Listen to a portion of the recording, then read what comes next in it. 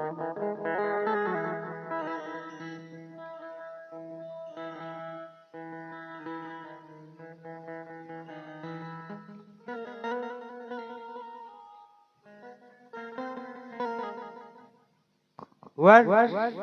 2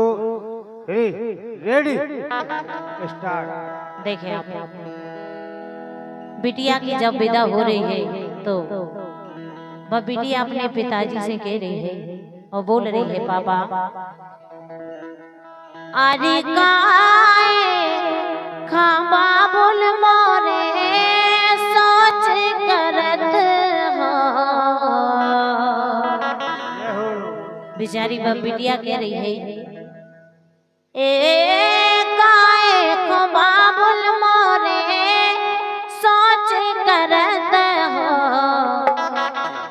काए उठत अब पीर भले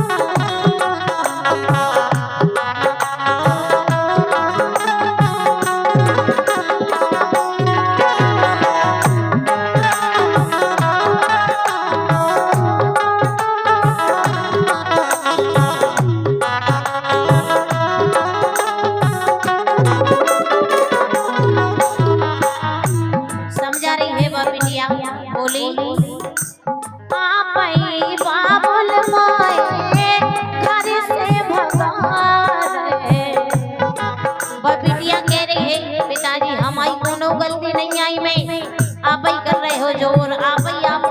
आज ते रो रहे हो काहे?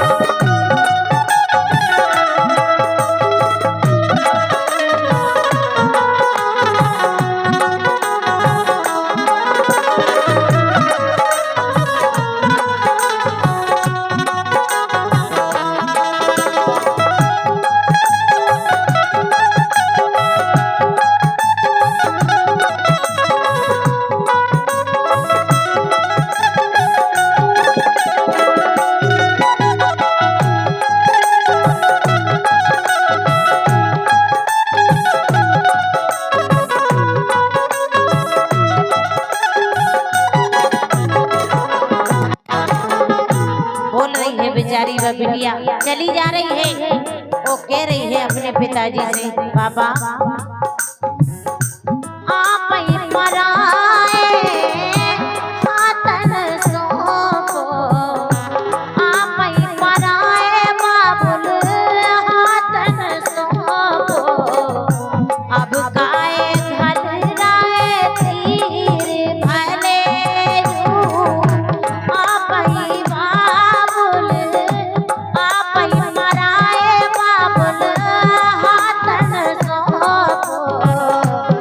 ही राय अब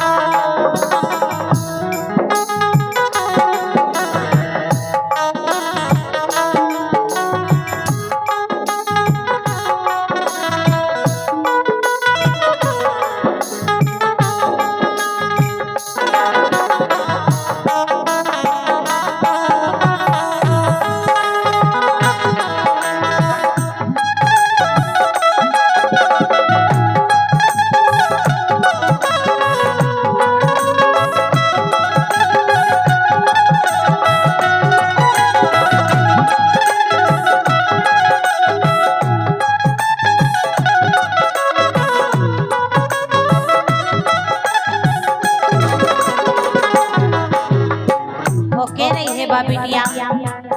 ए सुख दुख में जो जीवन काटे, सुख दुख में जो जीवन काटे, जैसी लिखी तकदीर भले तू, सुख दुख में जो जीवन काटे, जैसी लिखी तकदीर भले तू।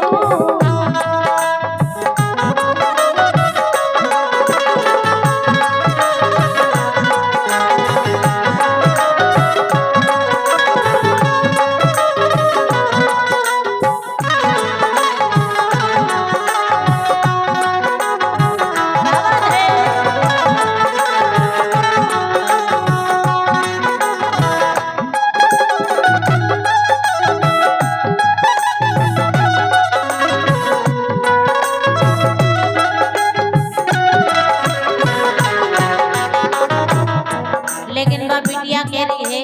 हम तो जा रहे हैं लेकिन एक काम जरूर करने हैं। बोल रही है वो समझा रही है, कह रही सुख से सब परिवार चलैया, सुख से सब परिवार चलैया, रसिया बादा धीरे भले जो, सुख से सब परिवार चलैया, रसिया बादा धीरे भले जो, गाए हवा बोल बोए सोच करत हो, गाए उठराई पीर भले जो, गाए हवा बोल बोए सोच करत हो,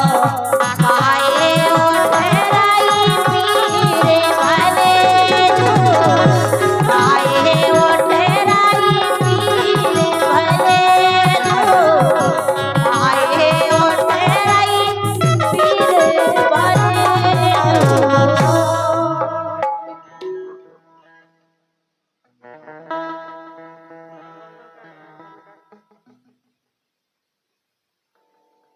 उनके घर से तो बेचारी वह बिटिया समझा रही है अपनी मताई के लाले, वो कह रही है अरे काए खमैया मोरी रुदन मचा रही, समझा रही है बेचारी वह बिटिया ए काए खमैया मोरी रुदन मचा रही, नैनन सुआ डार भले काए खमैया मोरी रुदन मचा रही, नैनन सुआ डार भले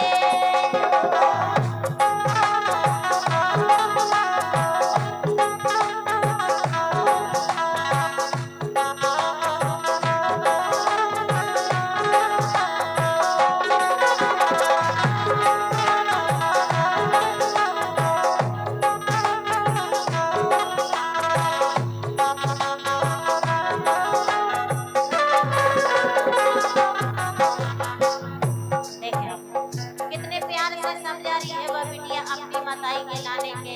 तुम काहे को रो रही, अगर तुम रो रही तो ऐसा तो है ना ये कि तुम रो तो हमें नहीं रुक जाए,